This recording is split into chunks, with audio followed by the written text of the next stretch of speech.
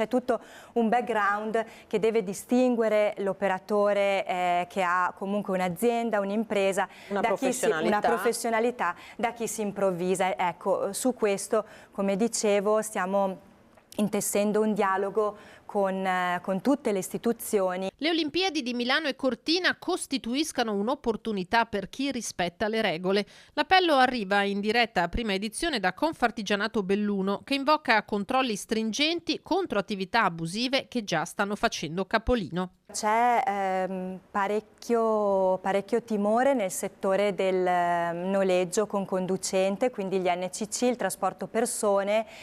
C'è da una parte tutta un reclutamento volontari da parte della Fondazione Milano Cortina, che quella va per la sua strada, ma chiaramente stiamo monitorando anche quella, e poi ci sono proprio annunci, leggiamo di annunci online di persone improvvisate che si propongono di fare trasporti. Nell'evento di caratura internazionale che i Giochi Olimpici invernali significheranno per il Veneto e l'Italia, in tanti potrebbero voler lucrare, rovinando la festa a chi lavora e paga le tasse regolarmente. Confartigianato si sta muovendo dunque su diversi tavoli per tutelare gli artigiani del territorio. A livello regionale stiamo anche preparando una lettera proprio per tutte le prefetture, e in maniera che insomma sia diramata soprattutto a Venezia, dove c'è la sede centrale, in maniera che tutti davvero facciamo fronte comune affinché tutte le cose vadano bene, ecco. 11 e 12 dicembre Belluno e Cortina saranno protagoniste della giornata internazionale della montagna, 2 giorni di incontri ed eventi con ospiti di caratura nazionale, a cominciare dal ministro per gli affari regionali e le autonomie Roberto Calderoli.